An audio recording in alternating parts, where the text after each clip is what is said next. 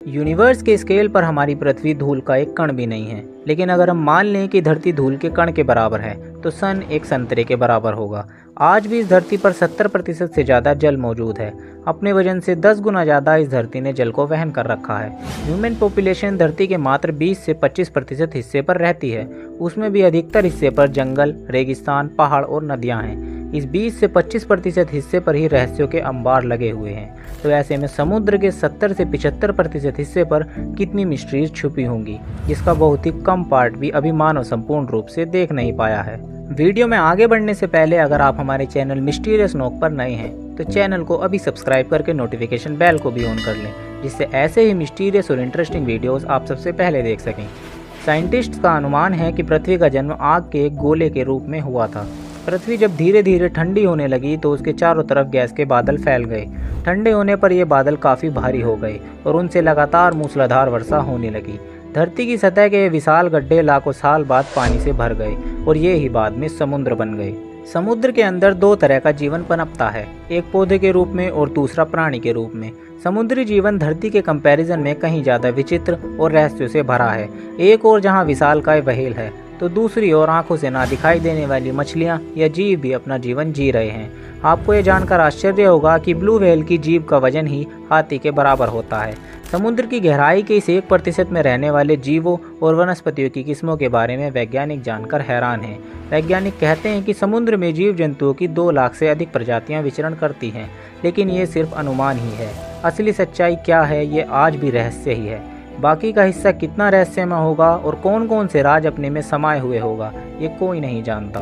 समुद्री दुनिया देखने और सुनने में जितनी खूबसूरत लगती है उससे कहीं ज़्यादा खतरनाक भी है। इस दुनिया में खूबसूरत लॉयन फिश से लेकर खतरनाक व्हेल तक मौजूद है, जो कि दिन में 4 टन तक खाना खाती है। इसके अलावा समुद्र में खतरनाक ऑक्टोपस और सांप के साथ साथ लाखों तरह की वनस्पतियाँ भी पाई जाती हैं।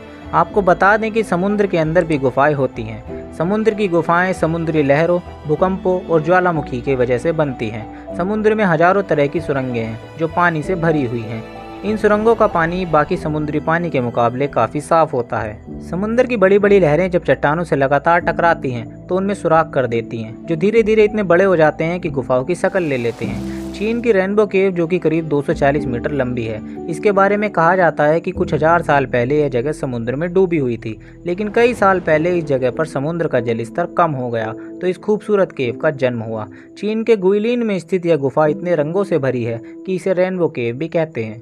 जब समुद्र की बात हो ही रही है तो इससे जुड़े एक और रहस्यमय और दिलचस्प विषय के बारे में बात करना हम कैसे भूल सकते हैं, जो कि है जलपरियों के बारे में। कहते हैं कि दुनिया भर के समुद्री यात्रियों और नाविकों ने जलपरियों के देखे जाने के कई दावे किए हैं। अपनी कैरेबियस की यात्रा के दौरान क्रिस्टोफर कोलंबस ने भी ऐसे ही कुछ देखने का जिक्र किया था।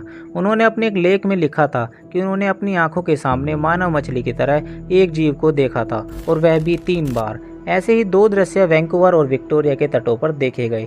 सन 2009 में दर्जनों लोगों ने इजराइल के एक तट पर जलपरी की तरह ही दिखती एक आकृति को समुद्र में उछलते और कलाबाजियां करते देखा था। सुनामी आने के बाद भी एक तट पर ऐसे ही मृत जलपरी देखे जाने की खूब चर्चा हुई थी, लेकिन एक्सपर्ट्स के हिसाब से कई बार ऐसी आकृति नेचुरल गड़बड़ी से भी बनती है।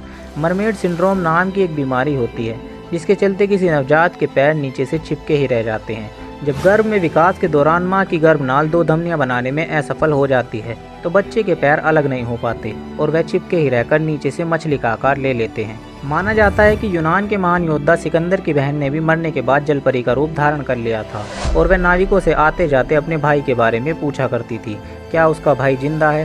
कहते हैं कि नाविक यदि यह जवाब देते थे कि हाँ भाई जिंदा है और दुनिया पर राज कर रहा है, तो वह पानी के वेग को शांत करके उसे जाने देती थी, और कोई दूसरा जवाब देता तो वह समुद्र में तूफान लाकर जहाज को डुबो देती थी। जलपरियों को लेकर अब ये बातें कितनी सच हैं ये तो कोई नहीं जानता, लेकिन इनको लेकर आपका क्या ख्याल है हमें कमेंट करके ज़रूर बताना। वीडियो अच्छी लगी हो तो वीडियो को लाइक और शेयर ज़रूर कर देना। बाकी मैं मिलता हूँ आपसे नेक्स्ट वीडियो में, तब तक के लिए गुड बाय।